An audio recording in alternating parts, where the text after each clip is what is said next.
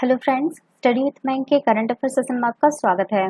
ये current affair SSC, banking, railway, state PCS, CDS, CAPF, NDA और other competitive exam आदि में सहायक होंगे।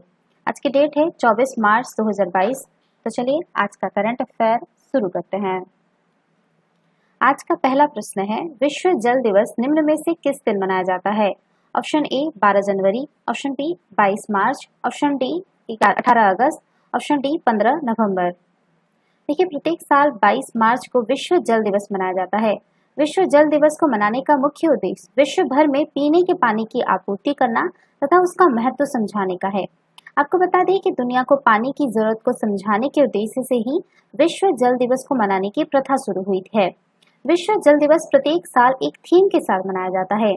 इस साल की थीम भूजल अदृश्य और अदृश्य को दृश्यमान बनाना है। तो इसका सही आंसर होगा, वो होगा आपका ऑप्शन बी 22 मार्च। चलिए नेक्स्ट क्वेश्चन पे चलते हैं। क्वेश्चन नंबर सेकंड है, एस्ले बार्टी ने मात्र 25 साल की उम्र में किस खेल से संन्यास लेकर पूरी दुनिया को चौंका दिया है? Option A cricket, option B football, option C tennis, option D hockey. देखिए, जैसा कि आपको पता है कि विश्व की नंबर 1 खिलाड़ी नंबर 1 महिला टेनिस खिलाड़ी एस्ले बार्टी ने मात्र 25 साल की उम्र में टेनिस से संन्यास लेकर पूरी दुनिया को चौंका दिया है। एस्ले बार्टी लगातार 114 हफ्तों तक WTA रैंकिंग में नंबर 1 खिलाड़ी रही। एस्ले बार्टी के नाम 3 ग्रैंड स्लैम खिताब भी दर्ज हैं। उन्होंने साल 2019 में फ्रेंच ओपन, साल 2021 में विंबलडन तथा उसी साल ऑस्ट्रेलियन ओपन का खिताब जीता था। तो इसका जो सही आंसर होगा वो होगा आपका ऑप्शन सी टेनिस। चलिए नेक्स्ट क्वेश्चन पे चलते हैं। क्वेश्चन नंबर थर्ड है, वर्ल्ड एयर क्वालिटी रिपोर्ट के अनुसार विश्व का सबसे प्रदूषित देश निम्न में से कौन है? Option A Bangladesh, option B Nepal, option C Iraq, option D Japan. देखिए, बांग्लादेश दुनिया की सबसे प्रदूषित शहरों में पहले पायदान पर है। यह दावा स्विस संगठन के IQ एयर सर्वे में किया गया है। यह नतीजे विश्व स्वास्थ्य संगठन के मानकों पर 117 देशों के 6,475 देशों में किए गए सर्वे के सामने आए हैं। रिपोर्ट के मुताबिक प्रदूषण को लेकर विश्व स्वास्थ्य संगठन के जो मानक हैं, बांग्लादेश में प्रदूषण सबसे अधिक जो है आपका 15 गुना तक ज्यादा है।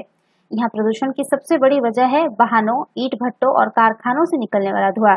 इसके अलावा यहाँ के शहरों में उड़ती धूल भी प्रदूषण की एक बड़ी वजह है। तो इसका जो सही आंसर होगा वो होगा आपका ऑप्शन ए बांग्लादेश।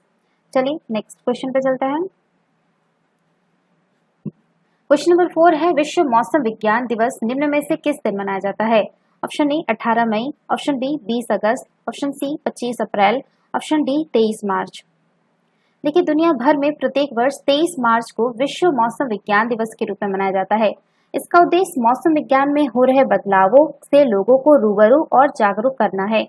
इस वर्ष विश्व मौसम विज्ञान दिवस 2022 की थीम है प्रारंभिक चेतावनी और प्रारंभिक कार्रवाई। इसी दिन मौसम विज्ञान संगठन अभिसमय के अनुमोदन द्वारा 23 मार्च 1950 को विश्व मौसम संगठन की स्थापना हुई थी। यह एक अंतर सरकारी संगठन है जिसका मुख्यालय जिनेवा, स्विट्जरलैंड में है। विश्व मौसम विज्ञान संगठन में कुल 191 सदस्य देश शामिल हैं। इस संगठन का इस्तेमाल बाढ़, सूखा और भूकंप जैसी प्राकृतिक आपदाओं का अनुमान लगाने के लिए किया जाता है ताकि समय रहते इन आपदाओं से होने वाले नुकसान से बचा जा सके। तो इसका जो सही आंसर होगा वो होगा आपका ऑप्शन डी होगा 23 मार्च। चलिए नेक्स्ट क्वेश्चन पे चलते हैं। क्वेश्चन नंबर 5 है, केंद्र सरकार के अनुसार भगोड़े विजय माल्या, नीरव मोदी और मेहुल चोकसी से अब तक कितने करोड़ रुपए की संपत्ति जब्त की गई है? ऑप्शन ए 29,311.20 करोड़ रुपए, ऑप्शन बी है आपका 39,141.20 करोड़ रुपए, option C 19,111 rupees and 20 crore rupees, option D है आपका 49,151.20 करोड़ रुपए। देखिए, केंद्र सरकार ने 22 मार्च 2022 को राज्यसभा में एक लिखित जवाब में जानकारी दी कि भगोड़े विजय माल्या, नीरव मोदी और मेहुल चोकसी से अब तक 19,111.20 करोड़ रुपए की संपत्ति जब्त की गई है। वित्त राज्य मंत्री पंकज चौधरी ने बताया कि 3 भगोड़ों ने सार्वजनिक क्षेत्र के बैंकों को अपनी कंपनियों के जरिए से पैसों की हेराफेरी करके धोखा दिया, जिसके परिणाम स्वरूप कर्ज देने वाले को कुल 22,585.83 करोड़ रुपए का नुकसान हुआ है। तो इसका जो सही आंसर होगा वो होगा आपका ऑप्शन सी 19,111.20 करोड़ रुपए। क्वेश्चन नंबर 6 है, प्रत्येक वर्ष शहीद दिवस के रूप में कब मनाया जाता है? ऑप्शन ए 20 मार्च, ऑप्शन बी 21 मार्च, ऑप्शन सी 22 मार्च, ऑप्शन डी है आपका 23 मार्च। देखिए प्रत्येक वर्ष जो है 23 मार्च को शहीद दिवस के रूप में मनाया जाता है। यह दिवस जो है 3 महान युवा नेताओं जिसमें आपका भगत सिंह, सुखदेव थापर और शिवराम राजगुरु के साहस और वीरता की याद में मनाया जाता है। भारतीय स्वतंत्रता आंदोलन के दौरान लाहौर षड्यंत्र मामले में इन स्वतंत्रता सेनानियों को 24 मार्च 1931 को मृत्युदंड का आदेश दिया गया था, किंतु उन्हें 23 मार्च 1931 की शाम को ही फांसी दे दी गई थी। अपनी मृत्यु के समय भगत सिंह केवल 23 वर्ष के थे, किंतु उनके क्रांतिकारी विचार बहुत व्यापक थे। उल्लेखनीय है कि भारतीय आंदोलन का बहुचर्चित नारा इनकलाब जिंदाबाद पहली बार भगत सिंह ने ही बोला था। भगत सिंह मानते थे कि व्यक्ति को दबाकर उसके विचार नहीं दबाए जा सकते हैं। भगत सिंह का जन्म 28 सितंबर 1907 को पंजाब के लायलपुर जिले के बंगा गांव में हुआ था, जो उस समय ब्रिटिश भारत का हिस्सा था तथा वर्तमान में यह पाकिस्तान में है। तो इसका जो सही आंसर होगा वो होगा आपका ऑप्शन डी 23 मार्च। चलिए नेक्स्ट क्वेश्चन पे चलते हैं। क्वेश्चन नंबर 7 है, प्रत्येक वर्ष अंतर्राष्ट्रीय नस्लीय भेदभाव उन्मूलन दिवस कब मनाया जाता है? ऑप्शन ए 20 मार्च, ऑप्शन बी 21 मार्च, ऑप्शन सी 22 मार्च, ऑप्शन डी 23 मार्च। देखिए प्रत्येक वर्ष 21 मार्च को अंतर्राष्ट्रीय नस्लीय भेदभाव उन्मूलन दिवस मनाया जाता है। यह दिवस जातिवाद और नस्लीय भेदभाव के विरुद्ध एकजुटता का आह्वान करता है। अक्टूबर 1966 में संयुक्त राष्ट्र महासभा ने 21 मार्च को अंतर्राष्ट्रीय नस्लीय भेदभाव उन्मूलन दिवस के रूप में मनाने की घोषणा की थी। 21 मार्च 1960 को पुलिस ने दक्षिण अफ्रीका के सार्फविले में लोगों द्वारा नस्लभेदी कानून के खिलाफ किए जा रहे एक शांतिपूर्ण प्रदर्शन के दौरान आग लगा दी, जिसमें आपका 69 लोगों की मृत्यु हो गई थी। मानवाधिकारों के उल्लंघन के अतिरिक्त नस्लीय भेदभाव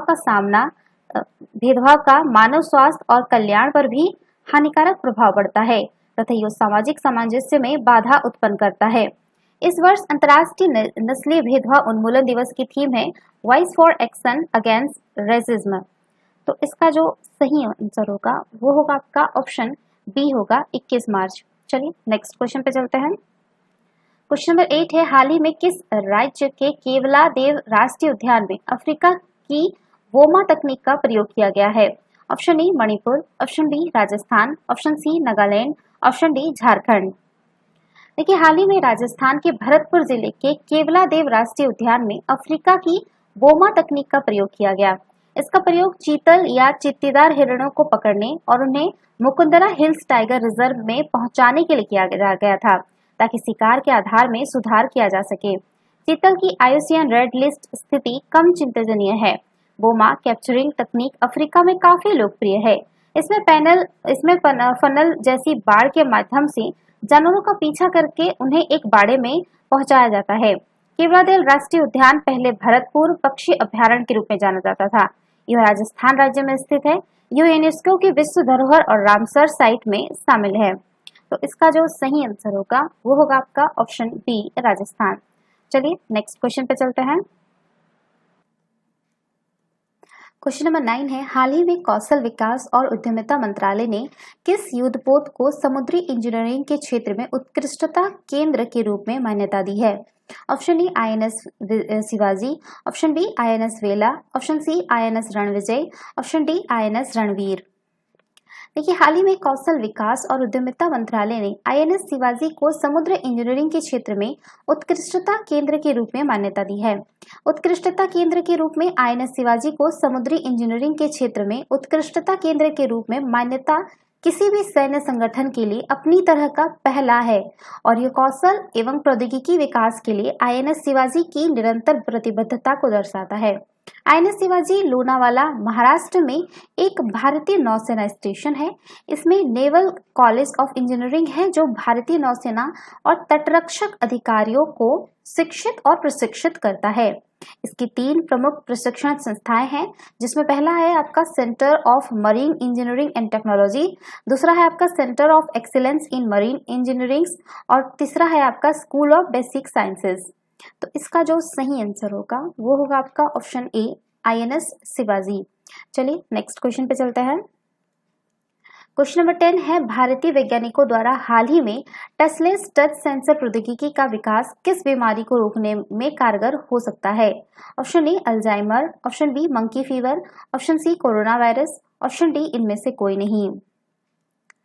देखिए, भारतीय वैज्ञानिकों ने कम लागत वाला एक टच कम प्रॉक्सिमिटी सेंटर अर्थात स्पर्श सह सामीप्य संवेदक विकसित करने के लिए प्रिंटिंग तकनीक के जरिए एक किफायती समाधान प्रदान किया है, जिसे टचलेस टच सेंसर कहा जाता है।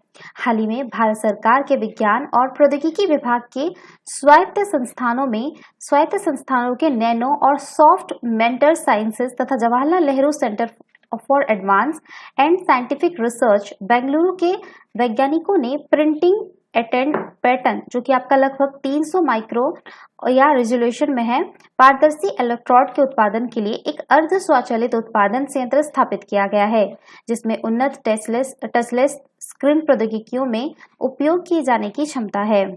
तो इसका जो सही आंसर होगा वो होगा आपका ऑप्शन सी, कोरोना वायरस। तो ये थे आज के करंट अफेयर। वीडियो पसंद आए तो लाइक, शेयर और कमेंट करना ना भूलें, साथ ही साथ चैनल को सब्सक्राइब करना ना भूलें। Thanks for watching, have a nice day, take care.